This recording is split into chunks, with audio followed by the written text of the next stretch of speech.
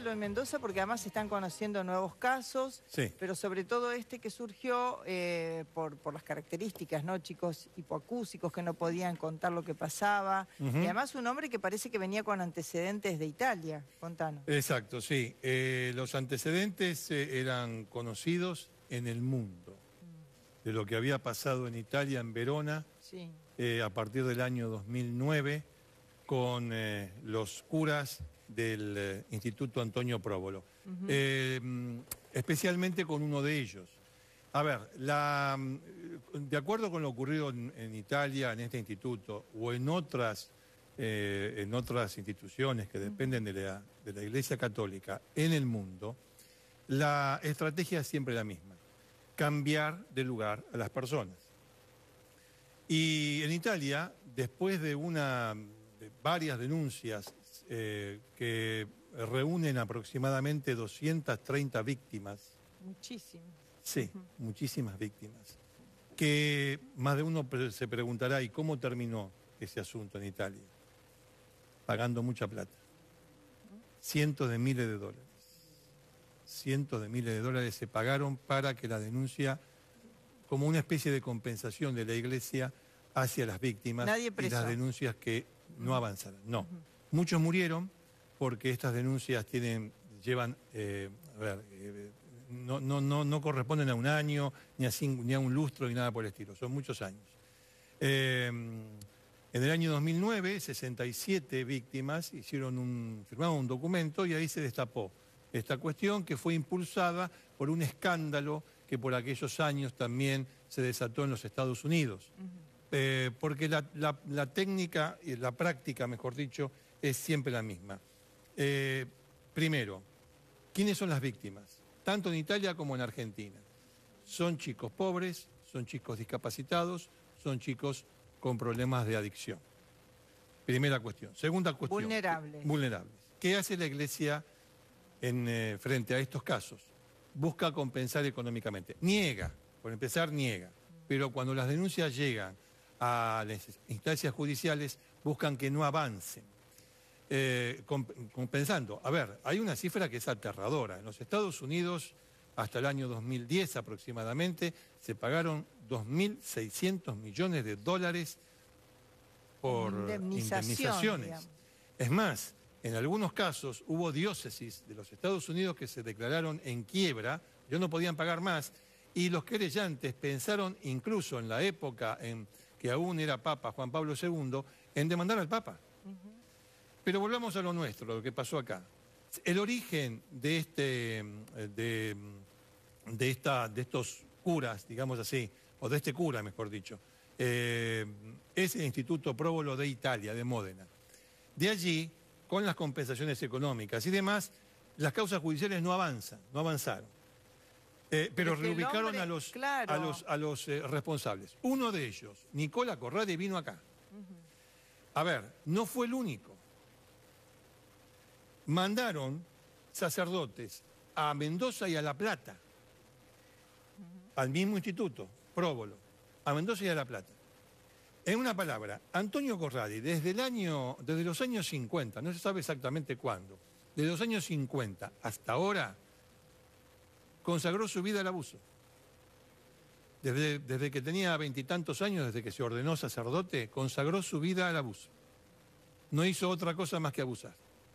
Siempre de chicos, pobres, discapacitados o con problemas de adicciones.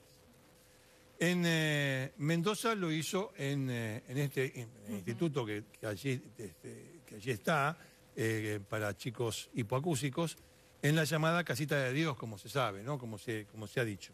No solamente él, sino otro sacerdote argentino, esta vez, de apellido Corbacho. Pero, bueno, en definitiva... una práctica recurrente que la Iglesia además no castiga, sino que disimula, paga, en todo caso para silenciar, y a estos hombres hasta le podemos decir que los premia con destinos... nuevos en otros lugares. No es una novedad que se haga a nivel internacional, porque también se hace a nivel local. Por ejemplo, el cura Ilarraz en Entre Ríos, que fue acusado de haber abusado de chicos en el seminario menor, chiquitos, justamente, seminario mayor, seminario menor, que eran chicos que venían de familias pobres que buscaban justamente en la carrera eclesiástica, por decirlo de alguna forma, un futuro para sus hijos. Lo mandaron a Monteros, Tucumán. Es decir, el arzobispado de Paraná conocía lo que pasaba con Hilarraz hace muchísimos años. ¿Qué hicieron? Lo mandaron a Monteros, lo escondieron en Monteros, pero en Monteros oficiaba misa, estaba a cargo de una parroquia. Claro, estaba en contacto con la gente. Estaba en contacto con la gente. En contacto con los niños. Exacto. Y con este hombre hicieron exactamente lo mismo, con Corradi. Lo mandaron acá para... Bueno, lamentablemente siguió haciendo lo mismo. Pero vos sabés que hay una denuncia del año 2008 que tanto se ha hablado, de que es verdad, a ver, hay una imposibilidad física. Hay chicos con discapacidad debido a problemas anatómicos y hay otros con discapacidad debido a problemas funcionales. Bueno, si me falta un pie, me falta un pie, pero si la cuestión es funcional, bueno, hay maneras de abordar a estos chicos para que tengan un desarrollo y una educación acorde. Bien, el lenguaje de señas es obligatorio enseñarlo desde el 2010. Si vos me preguntas a mí, yo no conozco tanto de la cuestión pedagógica, pero sí digo... Pero era como básico para esos chicos, ¿no? Pero ¿de qué otra manera entonces?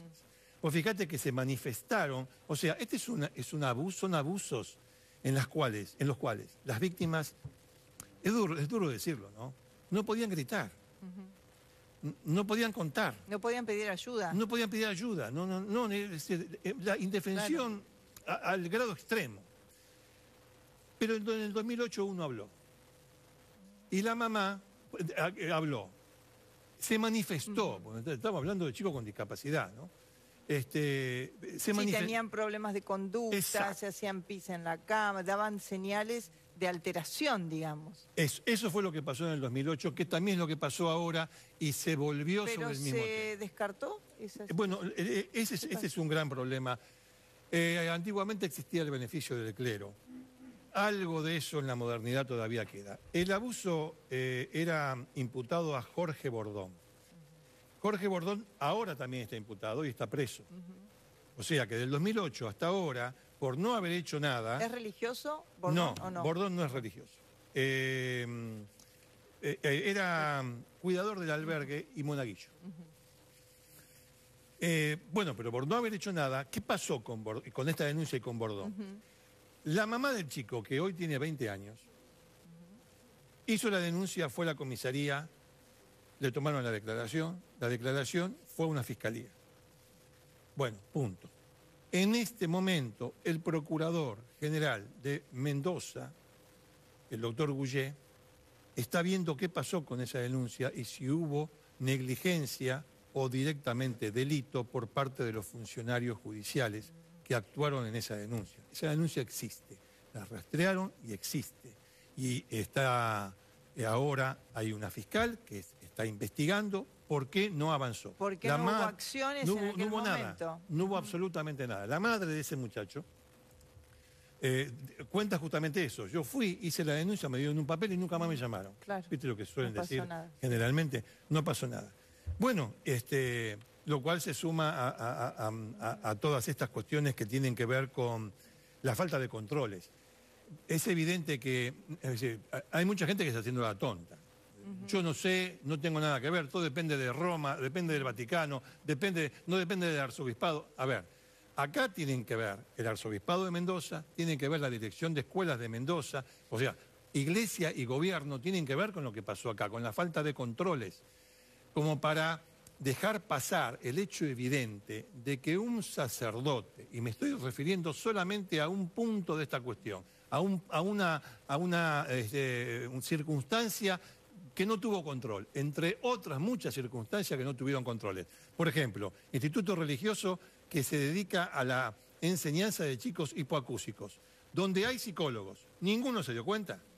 Donde a las nenas no tenían acceso los sacerdotes en forma directa, tenían cuidadoras, tampoco se dieron cuenta. Tampoco se dieron cuenta. No se dieron cuenta cuando la llevaban a esta casita de Dios, que vamos a decir que es un lugar que se encuentra hacia los fondos del instituto. Nadie se dio cuenta, pero quería decir, nadie se dio cuenta quién era Corradi. A ningún sacerdote del arzobispado de Mendoza se le ocurrió preguntar por qué lo mandan a la Argentina? ¿Qué hizo en Italia? Porque en Italia era conocidísimo, no solamente Corradi, hay una larga lista de sacerdotes que trabajaban en el Instituto Próbolo de Verona, que fueron denunciados, 235 casos. A nadie se le ocurrió preguntar si estaba entre esa lista de sacerdotes imputados, señalados. Bueno, realmente yo creo que es uno de los hechos más graves de los últimos tiempos, cuya entidad en cuanto a justamente cuantificar, no sabemos. Pueden ser 13 casos como los que hay hasta ahora, pueden ser 30, pueden ser 60.